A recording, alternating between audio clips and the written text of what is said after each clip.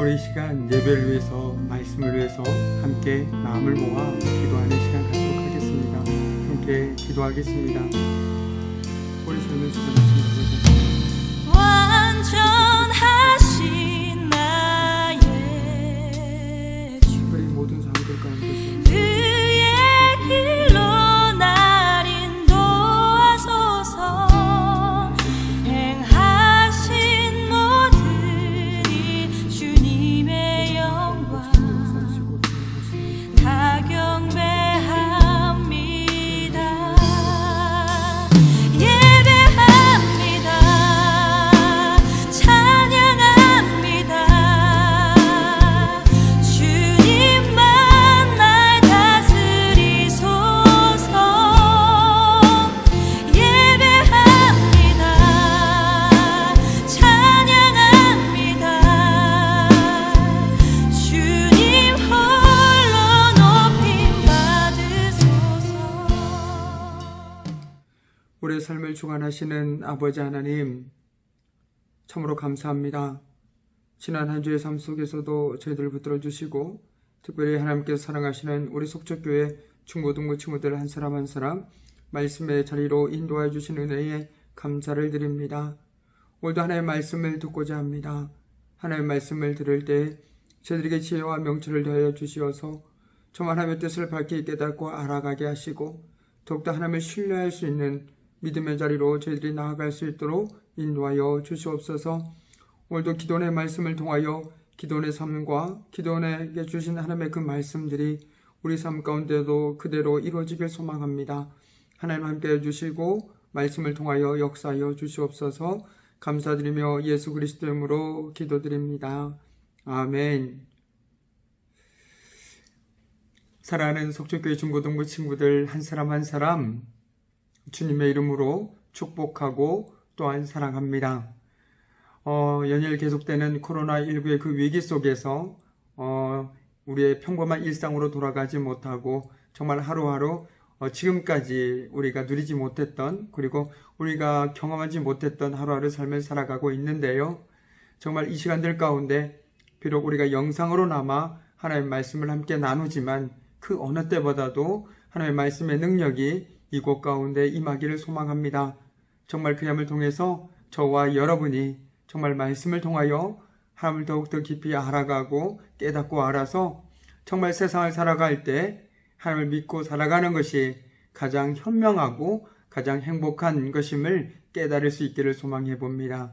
또한 오늘 말씀, 기도의 말씀을 통해서도 정말 기도원에게만 국한된 것이 아니라 바로 오늘을 사는 우리 주신 하나님의 말씀으로 받아들이고 살아가는 우리 속초교회 중고등부 친구들 되기를 간절히 소망해 봅니다. 오늘은 사사기 8장 22절에서 28절까지의 말씀을 중심으로 해서 우리의 왕 되신 하나님이라는 제목으로 함께 하나님 말씀 나누어 보도록 하겠습니다. 우리가 성경을 읽다 보면, 특별히 사사기를 읽다 보면 정말 이스라엘 백성들의 그 배은망덕한 모습, 한결같지 않는 그 모습에 우리는 너무나도 놀랍니다. 어떻게 저럴 수가 있을까라는 말이 절로 나올 정도로 이스라엘 백성들은 말바꾸기를 수도 없이 하고 있는 모습들을 우리는 사사기를 통해서 보게 됩니다. 조금 힘들면 하나님께 하나님 도와주세요 라고 기도하고, 하나님께서 도와주시면 하나님을 잘 믿다가 다시 또 어느 시간이 지나면 그 하나님을 잊어버리고 또한 다른 신을 섬기고 자기 마음대로 삽니다. 그러다 또 힘들면 다시 하나님께 도와주세요 라고 또 부르짖고, 그러면 하나님께서는 또 구원해 주시고, 이 패턴이 계속 반복되는 게 바로 사사기의 내용입니다. 그런데 사사기를 통해서 우리가 발견할 수 있는 중요한 사실 한 가지는 하나님께서는 여전히 신실하시게 자신의 약속을 이뤄가고 계시다라는 것이죠. 그리고 그와 반대로 이스라엘 백성들은 여전히 배은망덕한 그들의 삶의 모습을 보여주고 있다는 것입니다. 오늘 우리가 읽은 본문에서도 그 모습은 그대로 드러납니다. 오늘은 우리가 잘 알고 있는 기드온의 얘기입니다. 기드온 하면 300용사, 그렇죠? 300명의 용사를 가지고 미디안에 물리친 기드온과 300용사, 정말 우리가 많이 들어왔고 잘 알고 있는 얘기입니다. 그렇지만 정말 중요한 것은 기도원은 하나님께서 쓰신 도구에 불과하다는 사실, 우리는 그것을 놓쳐서는 안 된다는 것이죠. 그 무엇도, 그 어떤 사람도 하나님보다 앞세워서는 안 됩니다.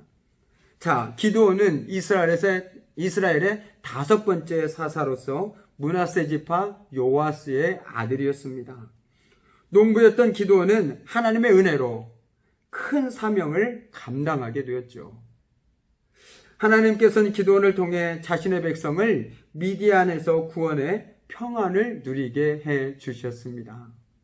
그러나 시간이 흐를수록 하나님의 백성은 승리의 주인공인 하나님이 아니라 그분의 대리자로, 쉽게 말해서 하나님께서 도구로 쓰신 기드온을 더 높이기에 이릅니다.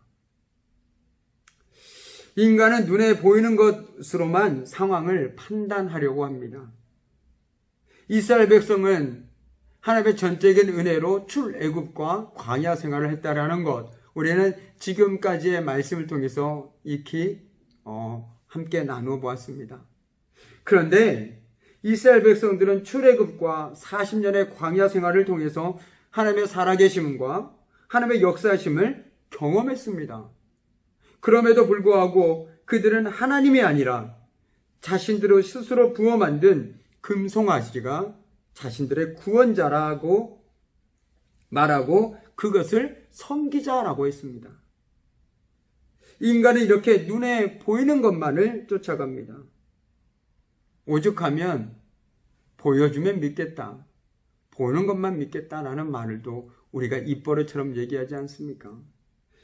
사사시대 사람들도 다르지는 않았습니다. 하나님께서 이스라엘 백성을 불쌍히 여겨서 기드온을 사사로 세워 구원하셨는데 그들은 구원을 이루신 하나님께 관심을 두지 않고 오히려 눈에 보이는 기드온에게만 집중합니다.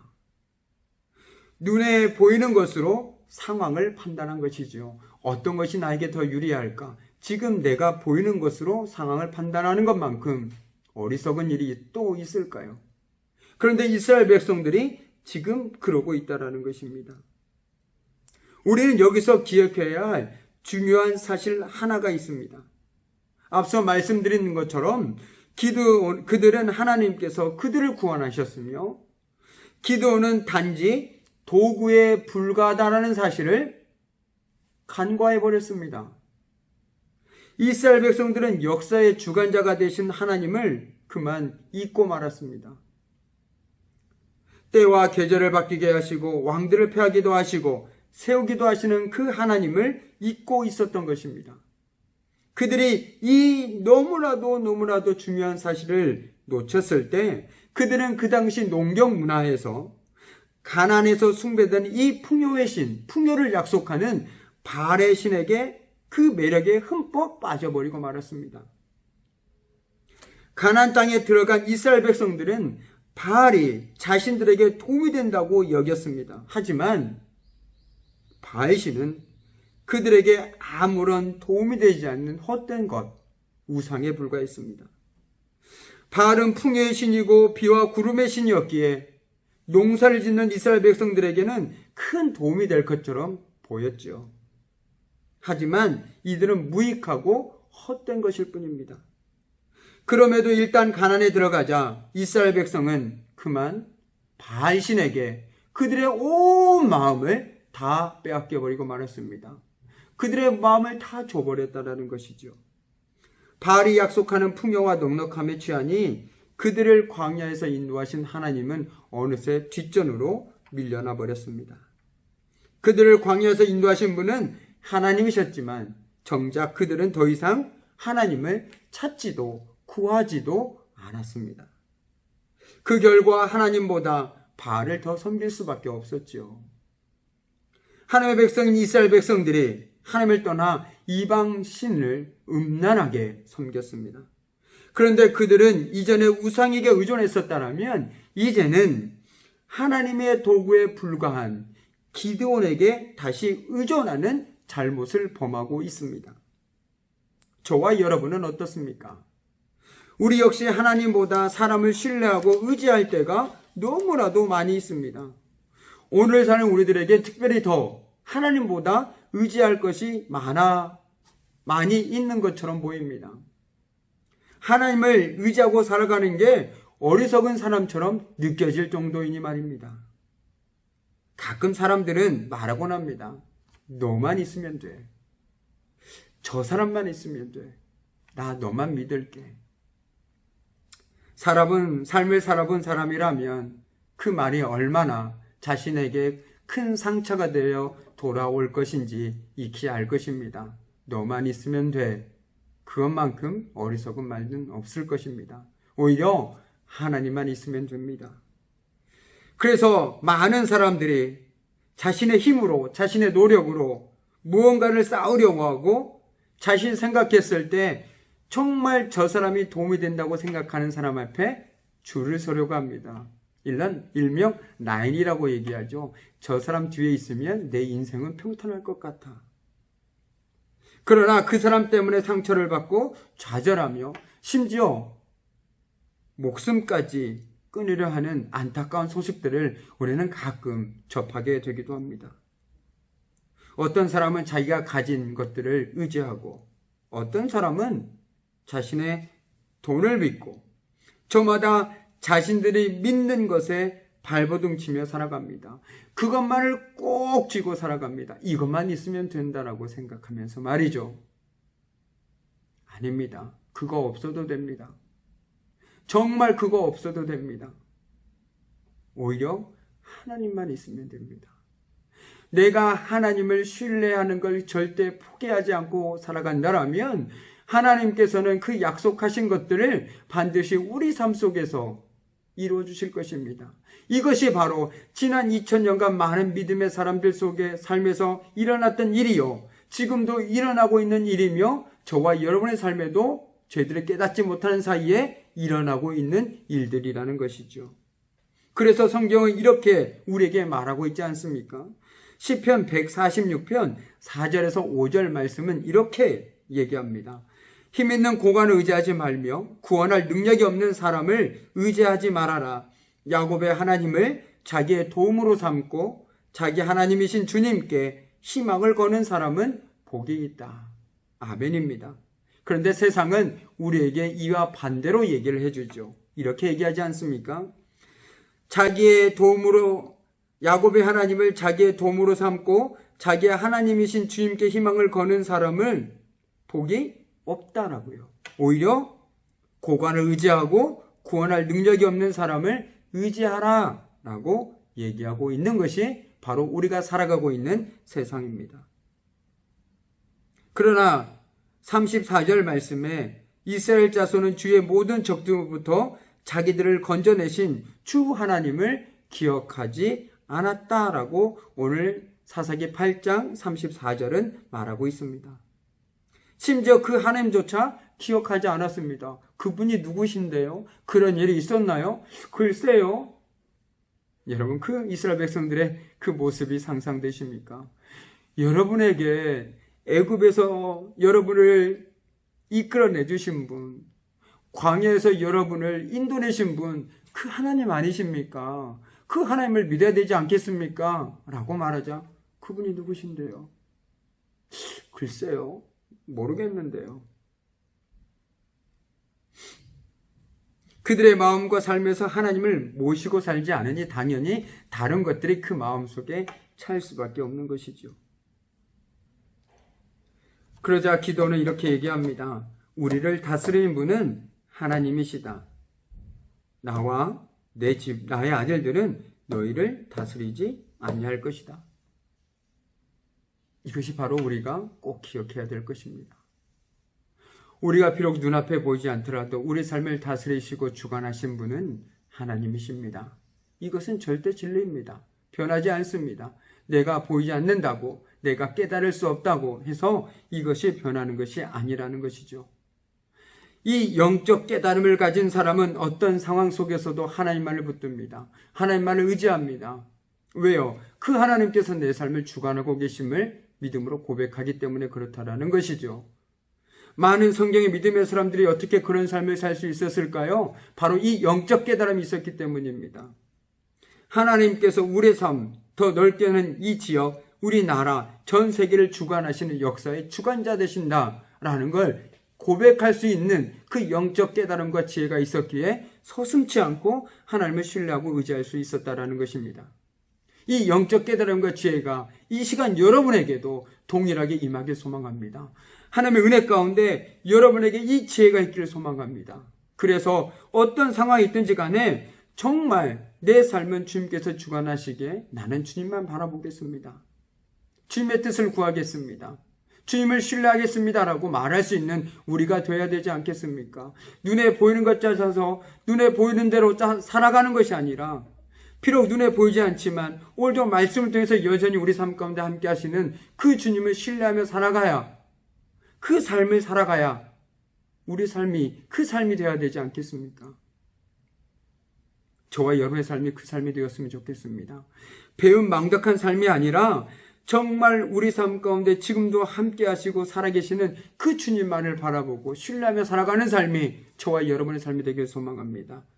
그렇게 할 때 저와 여러분의 삶 속에서는 하나님의 은혜가 넘쳐날 수밖에 없을 거라고 좀 믿습니다. 왜요? 하나님께서는 지금도 일하고 계시니까요. 이제 말씀을 마무리 짓도록 하겠습니다. 이스라엘 백성들은 하나님을 잊어버리자 다른 신들을 섬기기 시작했습니다. 바꿔 얘기하면 눈에 보이는 것을 쫓아 살아가기 시작했습니다. 우리가 말씀을 멀리하고 정말 신앙생활을 멀리했을 때 가장 먼저 찾아오는 유혹이 눈에 보이는 대로 살아갑니다. 눈에 보이는 것을 의지하게 됩니다. 그러나 반대로 내가 신앙대로 살아가려고 했을 때 가장 먼저 멀리하고자 하고 하는 그 몸짓이 뭐냐면 눈에 보이는 대로 사는 것이 아니라 말씀대로 살려고 발버둥치기 시작한다는 것이죠. 그리고 그 말씀을 붙들고 기도하고 몸부림치며 살아갑니다. 그것이 바로 믿음의 사람입니다. 우리가 지금 계속 성경 읽기를 하고 있고 함께 나누고 있는데요. 정말 여러분이 그 말씀을 붙들고 정말 몸부림치며 살아갔으면 좋겠습니다. 그 말씀을 주신 분께서 여러분의 삶 가운데 틀림없이 그 말씀들을 잊어줄 거라고 저는 믿기 때문에 그렇습니다. 정말 우리가 눈에 보이는 대로 살아가는 것이 아닌 신앙대로 살아가기를. 그래서 오늘도 내일도 모레도 어떤 상황이 있든지 주님의 뜻을 구할 수 있는, 주님만을 신뢰할 수 있는 저와 여러분이 되기를 간절히 소망해 봅니다. 기도하겠습니다. 참으로 고마우신 아버지 하나님, 오늘 기도를 통하여 정말 우리의 삶을 주관하신 분은 오직 주님이심을 다시 한번 깨닫게 되었습니다. 주님, 그렇습니다. 우리가 눈에 보이는 대로 살지 않게 하시고 눈에 보이진 않지만 지금도 우리 삶을 역사하시는 그 주님만을 신뢰하며 살아가는 우리 속촉교회 중고등부 친구들이 다 될 수 있도록 주님 도와주시옵소서. 이제는 우리 주 예수 그리스도의 은혜와 하나님의 그 크신 사랑과 성령의 사귐과 임재와 다스리심이 정말 역사가 주관자 되신 주님을 신뢰하며 그 주님만을 바라보고 살아가길 소망하는 우리 친구들의 삶과 그들의 삶의 현장과 그들의 모든 삶의 순간순간마다 늘 함께 하시기를 간절히 축원하옵나이다. 아멘.